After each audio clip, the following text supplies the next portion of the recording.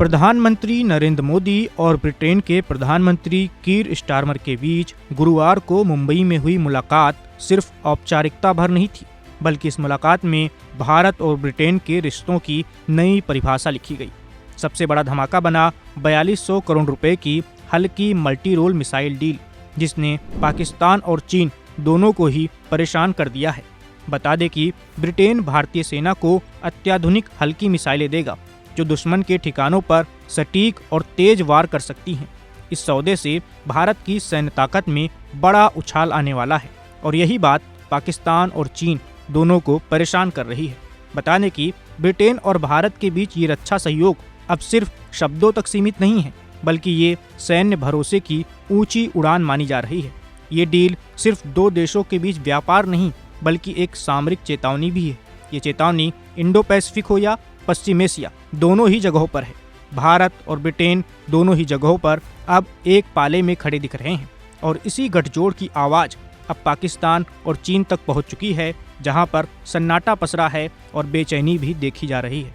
बता दें कि भारत और ब्रिटेन के प्रधानमंत्रियों के बीच हुई इस बैठक में सिर्फ मिसाइलों की बात नहीं हुई, बल्कि खालिस्तानी आतंकवाद पर भी गहरी चर्चा हुई। पीएम मोदी ने ब्रिटिश पीएम को दो टूक कह दिया कि हिंसा और कट्टरपंथ की लोकतंत्र में कोई भी जगह नहीं होनी चाहिए।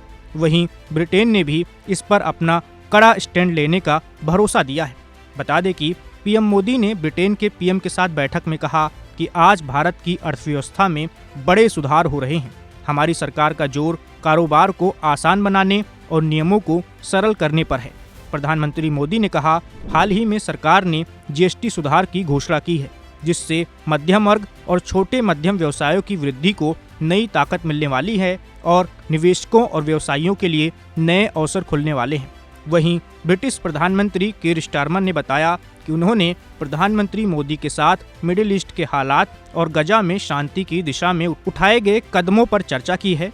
उन्होंने दोनों नेताओं के यूक्रेन में स्थायी शांति और हिंद प्रशांत क्षेत्र में सुरक्षा और स्थिरता की जरूरत पर भी विचार विमर्श किया। बता दें कि कीर स्टारमर ने आगे कहा, हमने भारत और ब्रिटेन के व्यापार निवेशकों को एक साथ बुलाया है ताकि वे एक दूसरे से मिल सकें और बातचीत कर सकें और अपने आइडिया को भी साझा कर सकें।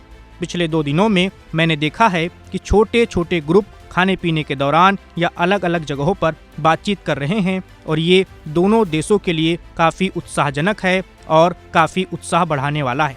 इसके साथ ही ब्रिटिश पीएम ने कहा, अच्छी गुणवत्ता वाली उच्च शिक्षा की मांग इस वक्त पूरे दुनिया में बहुत ज़्यादा है, इसलिए मुझे ये घोषणा करते हुए बेहद खुशी हो रही है कि ब्रिटिश विश्वविद्यालय भारत में अपने परिसर स्थापित करेंगे, जिससे ब्रिटेन और भारत में इंटरनेशनल एजुकेशन पहुंचा सकेगा। Subscribe to One India and never miss an update. Download the One India app now.